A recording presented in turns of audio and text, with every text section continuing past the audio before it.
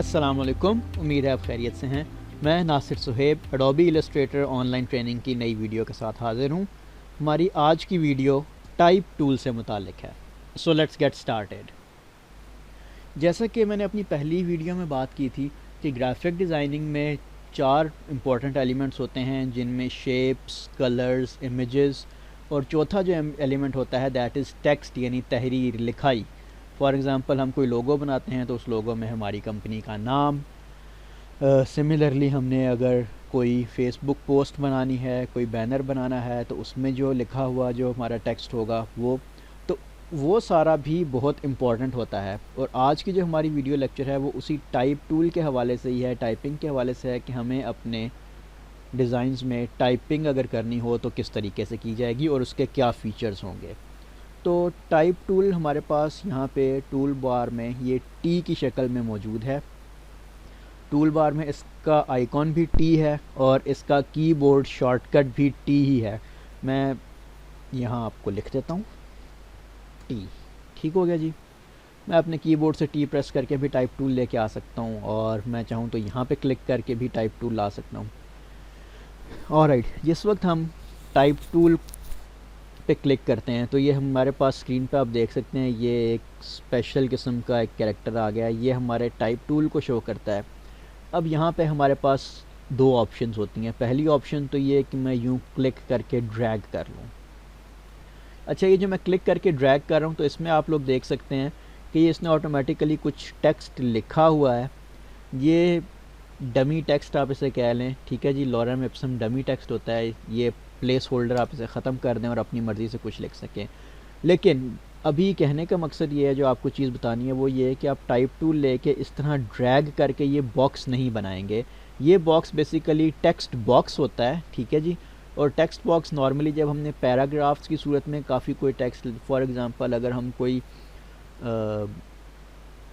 एक story book बना रहे हैं, कोई ऐसी चीज़ बना रहे हैं डिज़ाइन जिसके अंदर हमने काफ़ी लंबी चौड़ी कहानी लिखनी है, देन हम ये टेक्स्ट बॉक्स यूज़ करते हैं जो यूँ क्लिक करके ड्रैग करके आता है। बट जो हमारा नॉर्मल आर्ट वर्क होता है जिसमें लोगो डिज़ाइनिंग आ जाती है, फेसबुक बैनर्स आ जाते हैं, बिज़नेस कार्ड्स आ जाते हैं, उसमें हमें नॉर्मली इस टेक्स्ट बॉक्स की ज़रूरत नहीं होती। तो इसको मैं डिलीट कर रहा हूँ। सिंपल आप सिलेक्शन टूल की मदद से इसे क्लिक करेंगे, ये सिलेक्ट हो जाएगा और आप कीबोर्ड से डिलीट का बटन प्रेस करेंगे, डिलीट हो जाएगा। तो हमें नॉर्मली जो टाइप टूल यूज़ करना होता है, आप यहाँ से टाइप टूल सेलेक्ट करें और एक सिंगल क्लिक करें और अब आपके पास एक सिंगल लाइन में ये 2 अल्फाज लिखे हुए नज़र आ जाएंगे, 2 डमी टेक्स्ट लिखा हुआ नज़र आ जाएगा, 2 लफ्ज़ों पे मुश्तमिल। आप बैक स्पेस दबा के इसे क्लियर करें और आप कुछ भी यहाँ पे लिख सकते हैं। जैसे फॉर एग्ज़ाम्पल मैं यहाँ पे लिख देता हूँ HELLO, हेलो वर्ल्ड। ठीक हो गया जी। ये आपने टाइप कर दिया एक लाइन में। अब आप एक और चीज़ यहाँ पे जहन में रखिएगा, ये टाइप टूल थोड़ा सा ट्रिकी है इस हवाले से कि अगर आप यहाँ कहीं और जगह क्लिक करते हैं तो ये यहाँ से हट जाएगा और अब आप यहाँ पे क्लिक करेंगे तो अगेन आप कुछ और टाइप कर सकते हैं। ये अलग से टाइप टूल इनिशिएट हो जाएगा, मतलब ये एक अलग ऑब्जेक्ट बन जाएगा और ये एक अलग ऑब्जेक्ट बन जाएगा। तो हमने क्या करना है, हम लेट सपोज टाइप टूल ही ले लेते हैं और अगर मुझे इसी टेक्स्ट को, क्योंकि अब हमने इसी के साथ काम करना है, तो अगर मुझे इसी टेक्स्ट को सिलेक्ट करना है तो याद रखिएगा कि मुझे अपने टाइप टूल को ये जो शेप आ रही है ना एक बॉक्स के अंदर, ये डॉटेड बॉक्स के अंदर ये जो आई सा बना हुआ है, इस एंगल में नहीं लाना। इस एंगल में लाऊंगा तो अगेन आप देख सकते हैं कि ये नया टाइप टूल आना शुरू हो जाएगा। ठीक है जी। तो अगर आपने अपने लिखे हुए टेक्स्ट को सिलेक्ट करना है तो उस टेक्स्ट के बिल्कुल साथ साथ आप रहेंगे, ठीक है। तो फिर क्या होगा, आपका ये टाइप जो आपने पहले से लिखा हुआ है इसको आप सिलेक्ट कर सकेंगे लाइक दिस, ठीक है। तो बस ये ध्यान रखिएगा कि उसके बिल्कुल आसपास ही अपने कर्सर को आपने मूव करना है। और एक और चीज़, लेट्स सपोज आपने ये यहाँ लिख लिया है, ठीक है। अब आप चाह रहे हैं कि आप इसको मूव करके यहाँ ले आएँ, तो एक और चीज़ याद रखिएगा, जब तक आपका टाइप टूल एक्टिवेटेड है तब तक आप कीबोर्ड शॉर्टकट यूज़ नहीं कर पाएंगे, क्योंकि अब जैसे ही फ़र्ज़ करें आपने इसको सिलेक्शन टूल की मदद से सिलेक्ट करके यहाँ लेके आना है, तो आप जैसे ही कीबोर्ड से V प्रेस करेंगे तो ये V टाइप करना शुरू कर देगा, ठीक है। तो अब यहाँ पे आपको क्या करना होगा, आपको मैन्युअली इधर माउस की मदद से सिलेक्शन टूल को सिलेक्ट करके इसको ड्रैग करना होगा। सो आई होप ये पॉइंट क्लियर हो गया होगा कि जब तक आपका टाइप टूल एक्टिवेटेड है, आप कीबोर्ड शॉर्टकट टाइप करेंगे, प्रेस करेंगे, तो वो उल्टा उस शॉर्टकट को टाइप करना शुरू कर देगा, बजाय इसके कि वो आपको टूल ला के दे।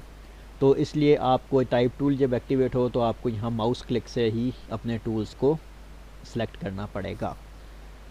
एक चीज़ तो ये हो गई। दूसरी चीज़ हमने ये बात की कि हम टाइप टूल लेके गैप पे क्लिक नहीं करेंगे, जैसे ये डॉटेड बॉक्स वाला आई आ जाएगा, ये जहन में रखिएगा, ये नहीं चलेगा, आपको इसके साथ रह के ही इसको सिलेक्ट करना पड़ेगा। सही हो गया जी। फॉर एग्ज़ाम्पल आपने यहाँ पे इसको, ये जो आगे मैंने एक्सक्लेमेशन मार्क डाला है, इसको अगर ख़त्म करना चाह रहे हैं तो आप माउस को बिल्कुल यहाँ एंड पे रखें एंड देन बैक स्पेस। ठीक हो गया। अच्छा, लेट्स सपोज मैं इसकी जगह फुल स्टॉप डाल देता हूँ। अच्छा, ये तो हो गया हमारा एक इम्पॉर्टेंट पॉइंट टाइप टूल से मुतालिक। आई होप ये आपको क्लियर हो गया होगा। अब अगले पॉइंट की तरफ चलते हैं। लेट्स सपोज मुझे एक चीज़ लिखनी है दूसरी लाइन में।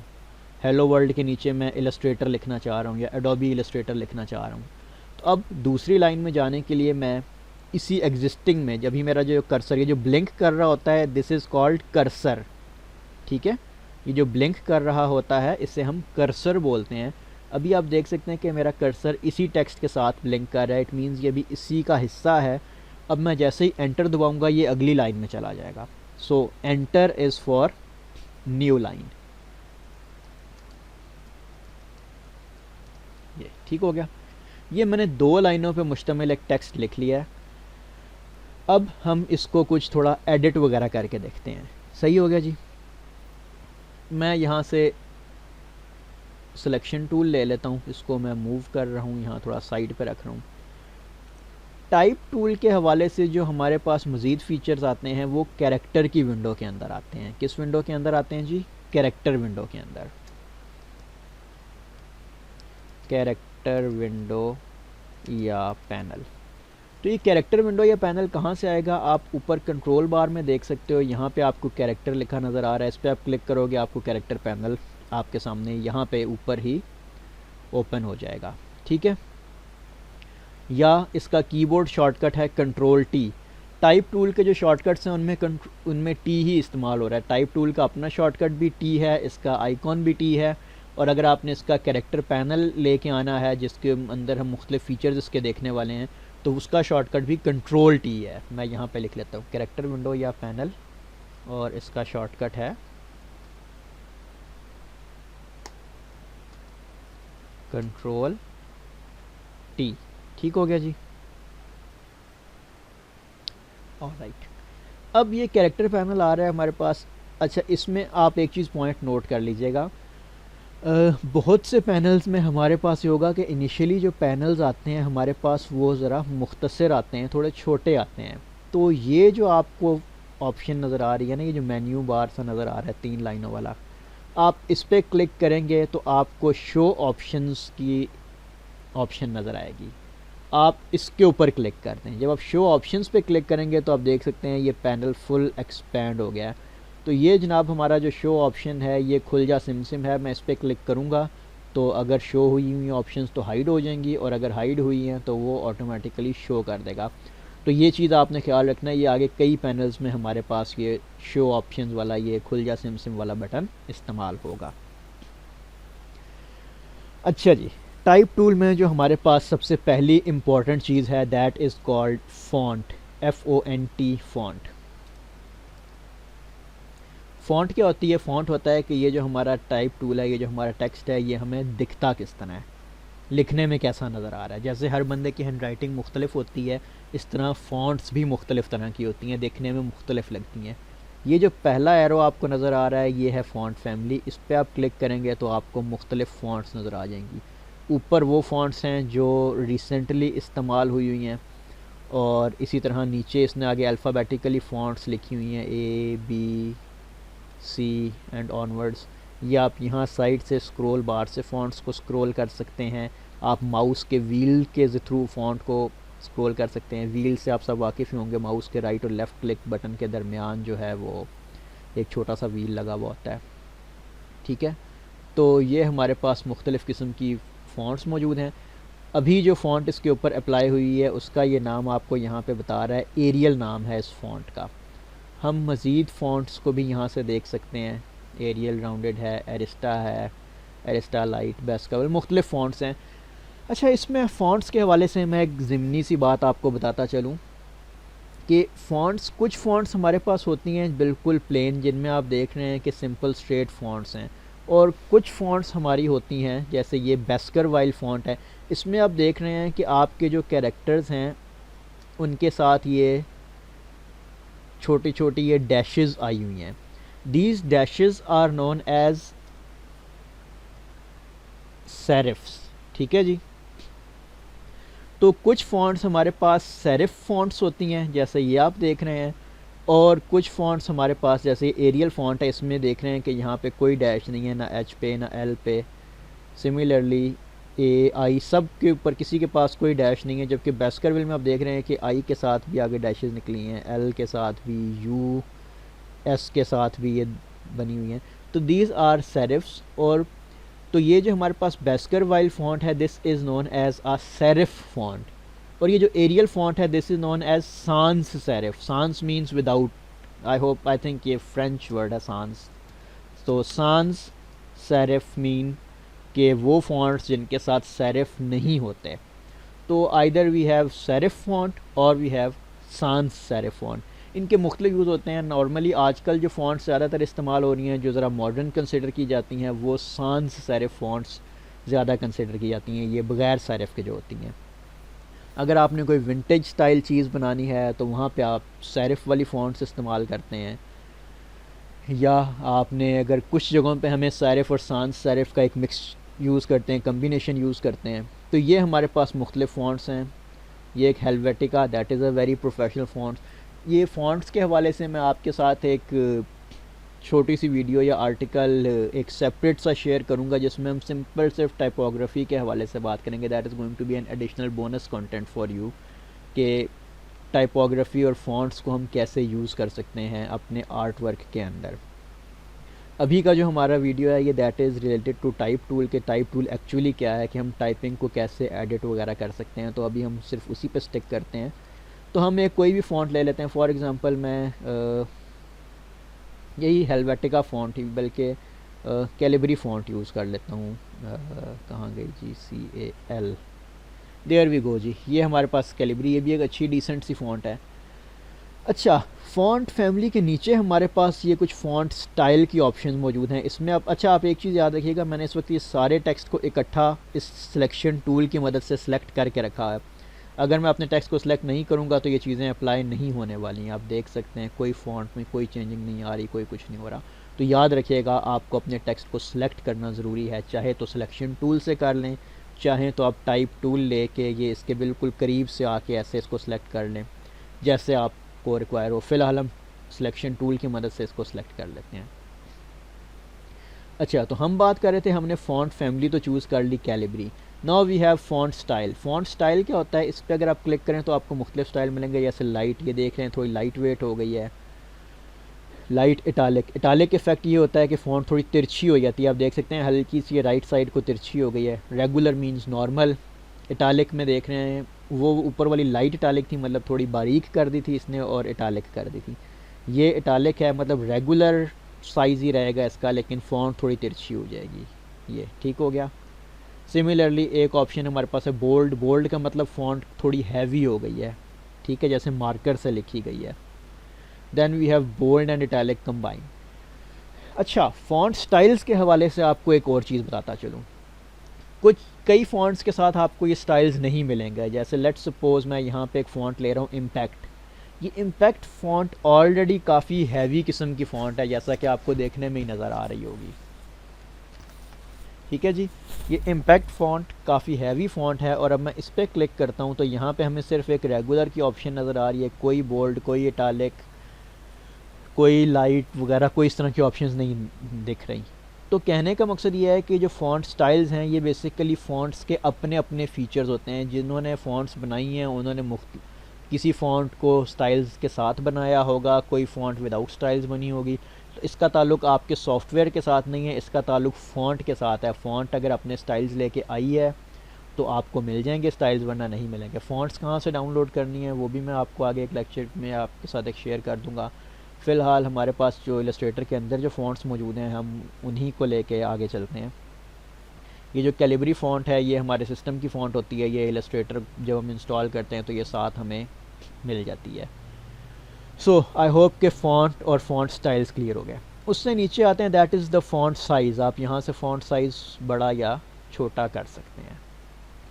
आप यहाँ पे डाउन एरो पे ड्रॉप डाउन मेन्यू में ला के भी फ़ॉन्ट साइज़ छोटा या बड़ा कर सकते हैं। आप इन एरोज़ की मदद से भी फ़ॉन्ट साइज़ को कम या ज़्यादा कर सकते हैं। आप यहाँ इसके अंदर क्लिक करके अगर आपको कोई फ़ॉन्ट साइज़ आपके अपने जहन में है कि आपने इसको 48 करना है तो आप यहाँ इस फील्ड में मैन्युअली भी फ़ॉन्ट साइज़ टाइप कर सकते हैं। ठीक हो गया जी।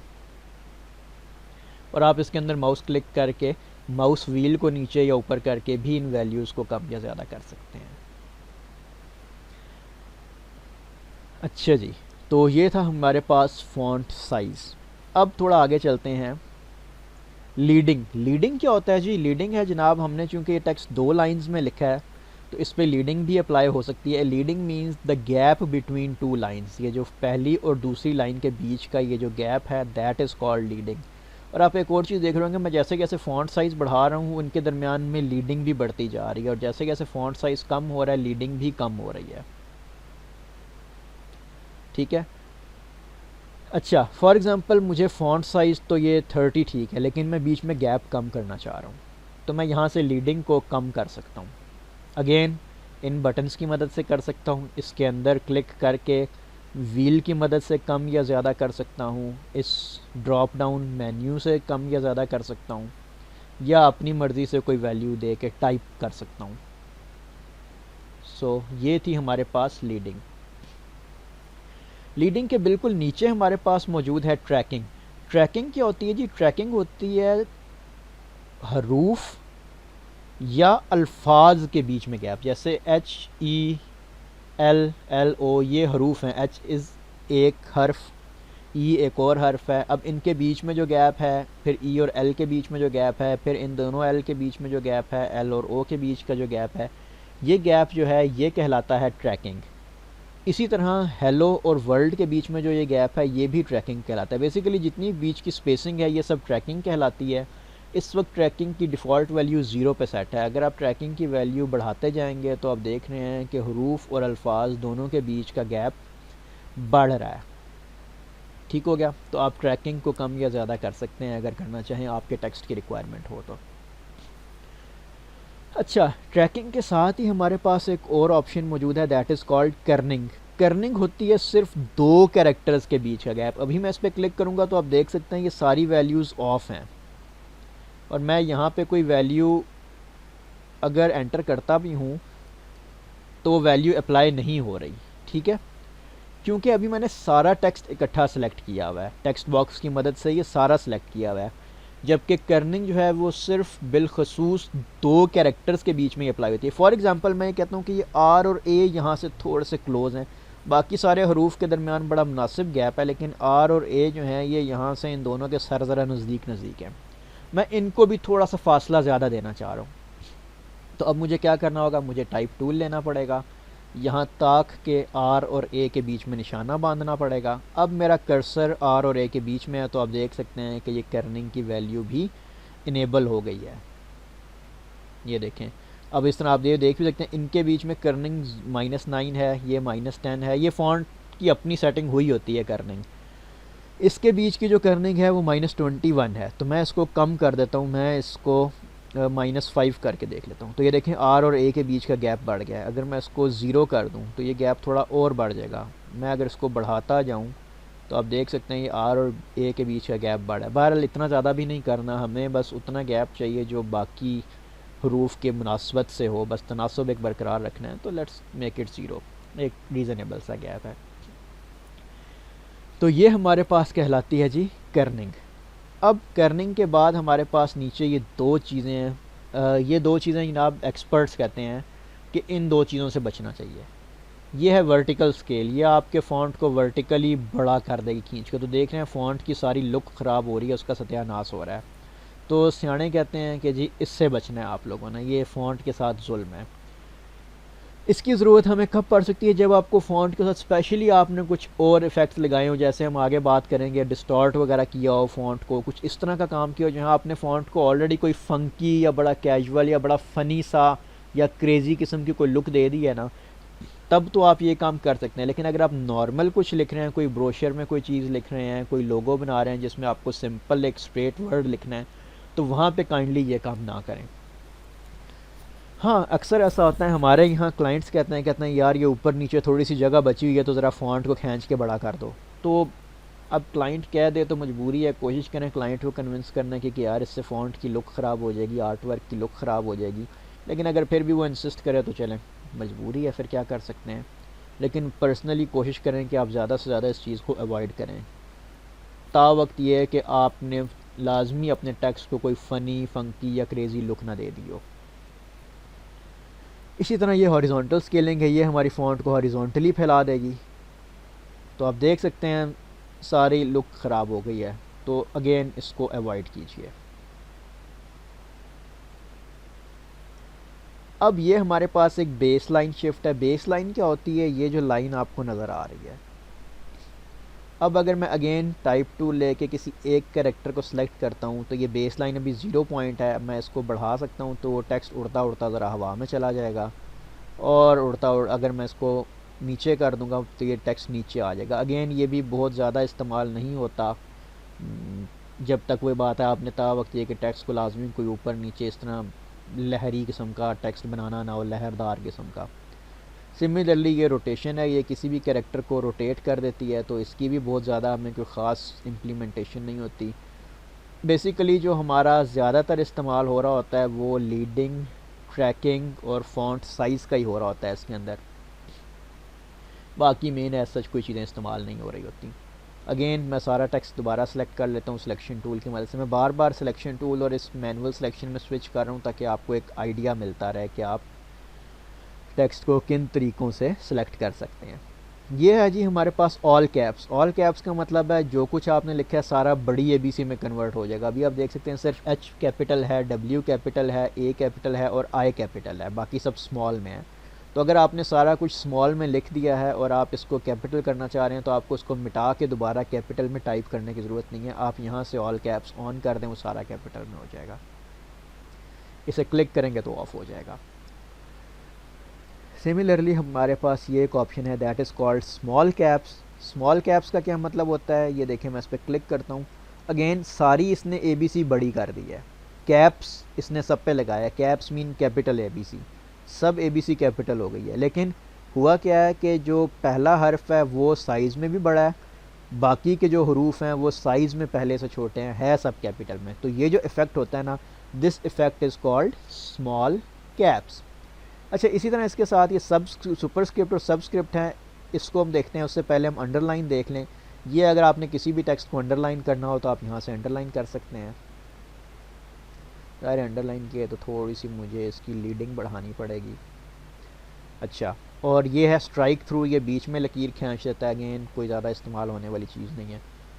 अब हम आते हैं सुपरस्क्रिप्ट और सबस्क्रिप्ट की तरफ। ये मैं ज़रा आपको अलग से डेमोन्स्ट्रेट कर देता हूँ। अगेन मैं टाइप टूल लेता हूँ। अब चूँकि मैंने इसको सिलेक्ट नहीं करना तो मैं यहाँ पे क्लिक करता हूँ। देख रहे हैं कि ये मेरे पास डॉटेड बॉक्स आ गया है जिसके अंदर कर्सर मौजूद है। मैं यहाँ क्लिक करूँगा तो ये अलग से टेक्स्ट मेरे पास लिखा आ गया है।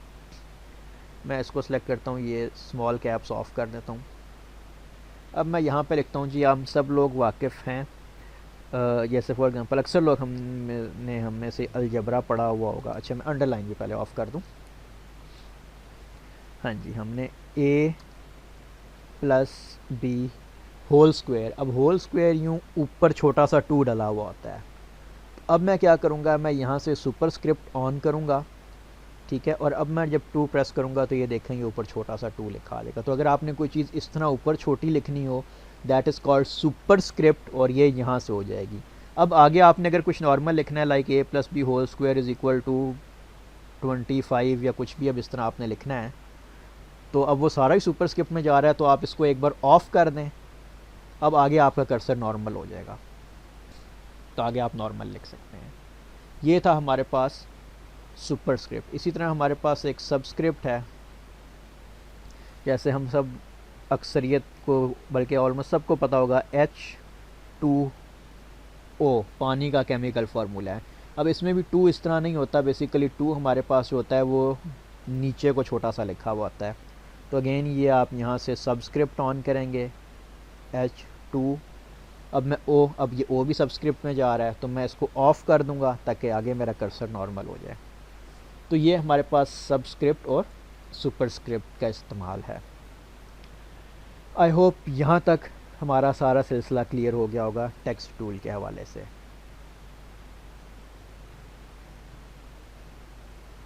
अब हम आते हैं वापस यहाँ पे। एक और चीज़ हमारे पास है, ऊपर आप देख रहे हैं ये यहाँ पे हमारे पास 3 ऑप्शंस बनी नज़र आ रही हैं, align left, align centre, align right. ये हमारे पास अलाइनमेंट की ऑप्शंस मौजूद होती हैं।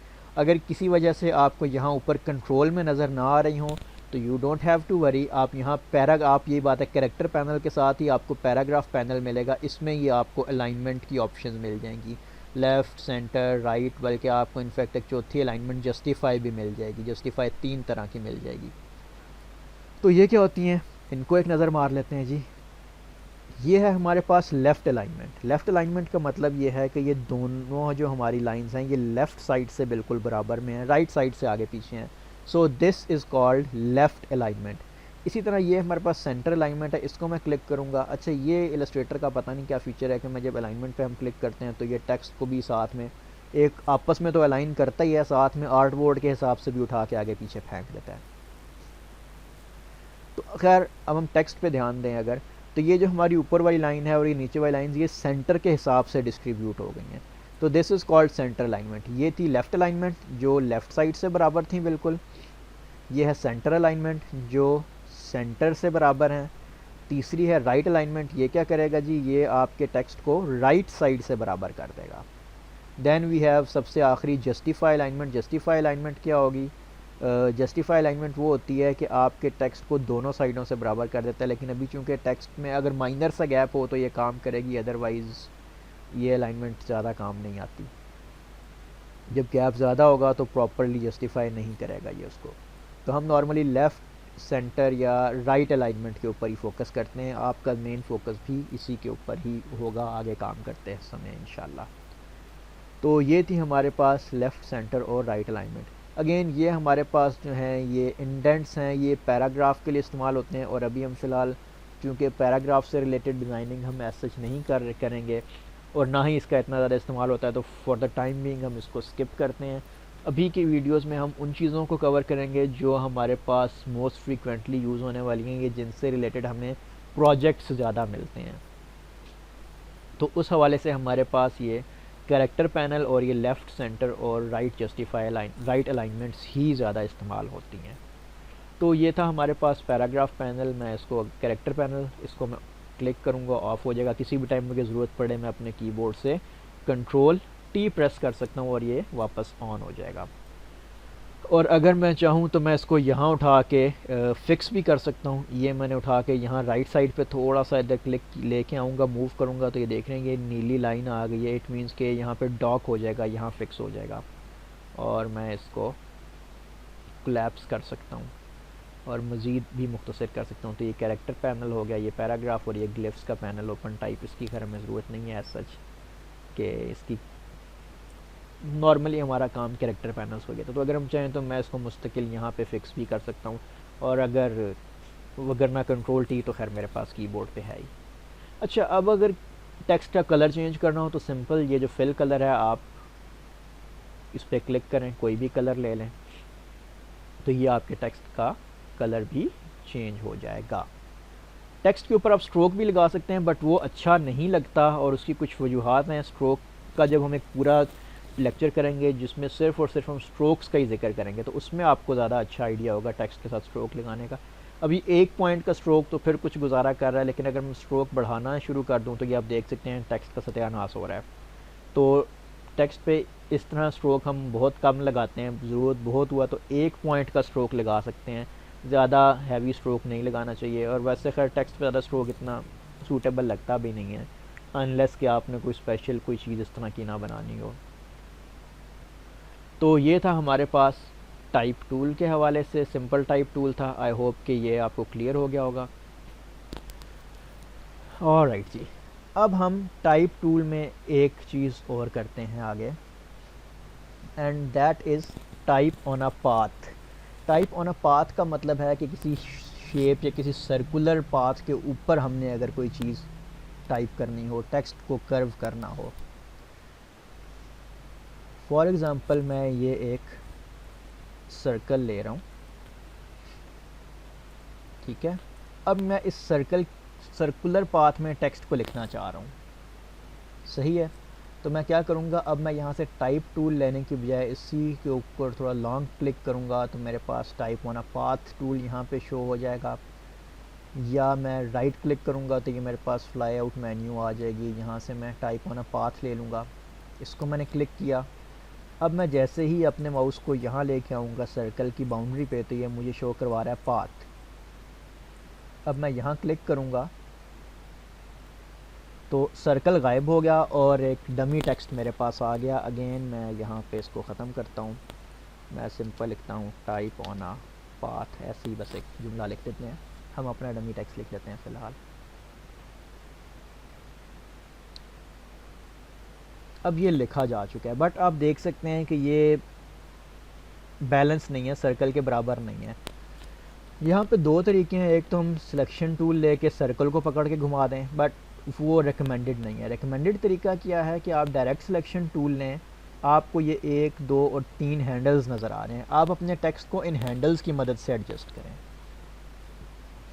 फॉर एग्ज़ाम्पल अब मेरे पास यहाँ पे 1, 2 ये हैंडल्स मौजूद हैं जिनके दरमियान में वाइट बॉक्स मौजूद है, और एक है जिसके दरमियान वाइट बॉक्स नहीं है। तो इसमें ये जो लास्ट ये वाला जो है ना, एक मेरे टेक्स्ट के बिल्कुल साथ है, ये है starting point of my text, कि मेरा टेक्स्ट यहाँ से शुरू हो रहा है और यहाँ से होता होता होता यहाँ तक आगे ख़त्म हो सकता है, लेकिन मैंने तो अपने टेक्स्ट को यहीं ख़त्म कर दिया। तो ये जो दूसरा वाला है ना, जो टेक्स्ट से हट के है, मतलब एक तो टेक्स्ट के बिल्कुल साथ है ये फर्स्ट वाला, ये नहीं, इस दूसरे वाले को मैं हैंडल को उठा के यहाँ तक ले आऊँगा। अच्छा, ज़्यादा क्लोज़ ले आऊँगा तो ये देखें इसमें क्या होगा, ये मेरा टेक्स्ट छुप जाएगा और प्लस का निशान आ जाएगा। इट मीन्स के कुछ टेक्स्ट अभी बाकी है जो कहीं छुप गया है, इस गेट के अंदर क्लोज़ हो गया है। मैं इस हैंडल को, मैंने गेट कहता हूँ, मैं गेट थोड़ा खोल देता हूँ, ये अब ये गेट्स बिल्कुल बराबर हो गए हैं। यहाँ से टेक्स्ट स्टार्ट हो रहा है, यहाँ ख़त्म हो रहा है, और ये दरमियान वाला हैंडल है। इस हैंडल को पकड़ के मैं घुमा दूँगा अगर, तो ये देखें, ये दरमियान वाला हैंडल और मेरे सर्कल का सेंटर दोनों बराबर आ गए हैं। मुझे स्मार्ट गाइड्स ने बता दिया है। Excuse me. अब मैंने यहाँ पे ला के क्लिक करके छोड़ देना है। अब आप देख सकते हैं कि ये बैलेंस में आ गया है। अगेन मुझे इसकी फ़ॉन्ट साइज़ छोटी करनी है, तो अच्छा, फ़ॉन्ट साइज़ के ये और फ़ॉन्ट के ये मेन्यूज़ ऊपर में कंट्रोल पैनल में भी, कंट्रोल बार में भी नज़र आ रहे हैं। अगर कंट्रोल बार में किसी वजह से ना हो तो हम यहाँ कैरेक्टर पैनल में आके इसको मैनेज कर सकते हैं। चलें, इसको 21 करते हैं। अगेन फ़ॉन्ट साइज़ कम किया तो ये वाला गेट थोड़ा क्लोज़ कर देते हैं, नहीं ये, और ये दरमियान वाला जो हैंडल है इसको ला के ये रख देते हैं। ठीक हो गया। तो ये मैंने एक जुमला लिख दिया, एक लफ्ज़ लिख दिया, टाइप ऑन अ पाथ। अब सिमिलरली मुझे कुछ और भी नीचे लिखना है, यहाँ नीचे। तो अगेन मैं क्या करता हूँ, मैं इसी को कॉपी पेस्ट कर लेता हूँ, कंट्रोल C कंट्रोल F, और इस हैंडल को घुमा के नीचे ले आता हूँ। अच्छा, ये अब आप देख रहे हैं कि ये उल्टा लिखा गया है, तो कोई इशू नहीं है। मैं इसको क्लिक करके हैंडल को अंदर की तरफ पुश करूँगा तो ये अंदर आ जाएगा। थोड़ा सा गेट खोल देते हैं जी, ये नहीं, और मैं इस पर अगर डबल क्लिक करूं तो ये मेरा टेक्स्ट सेलेक्ट हो जाएगा। ठीक है, बल्कि 1, 2, 3 ट्रिपल क्लिक करूंगा तेज़ी के साथ तो ये सारा टेक्स्ट सेलेक्ट हो जाएगा। ठीक है, इसको मैं यहाँ पे लिख देता हूँ एडोबी इलस्ट्रेटर। ठीक हो गया। अगेन मैं यहाँ से डायरेक्ट सिलेक्शन टूल लेता हूँ, इस गेट को थोड़ा सा और खोल लेता हूँ, और ये मेरे पास एक सर्कुलर फॉर्म में टेक्स्ट लिखा गया। अच्छा, एक चीज़ याद रखिएगा, जो सर्कल आपने बनाया ना वो गायब हो जाएगा। तो अगर आपको सर्कल चाहिए तो दो तरीके हैं, या तो पहले ही सर्कल की कॉपी कर लें और बाद में उसको पेस्ट कर लें, या फिर से एक सर्कल उठा लें, यहाँ रखें सेंटर में, और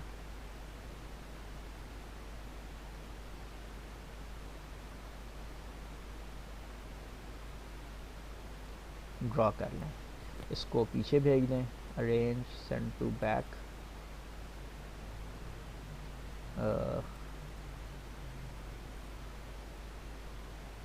इसको थोड़ा एडजस्ट करके हम इसका साइज़ कम या ज़्यादा कर सकते हैं। ठीक हो गया। सिमिलरली बीच में एक सर्कल चलें और बना लेते हैं।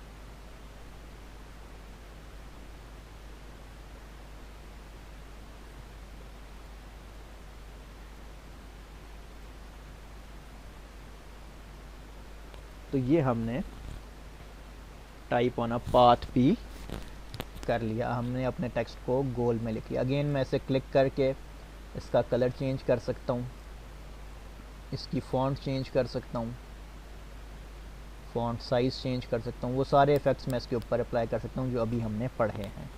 सो आई होप कि हमारा टाइप टूल भी आपको क्लियर हो गया होगा। अब आप इसकी काइंडली प्रैक्टिस कीजिएगा। आपसे मुलाकात होगी अगली वीडियो में। अपना ख्याल रखिएगा। अल्लाह हाफ़िज़।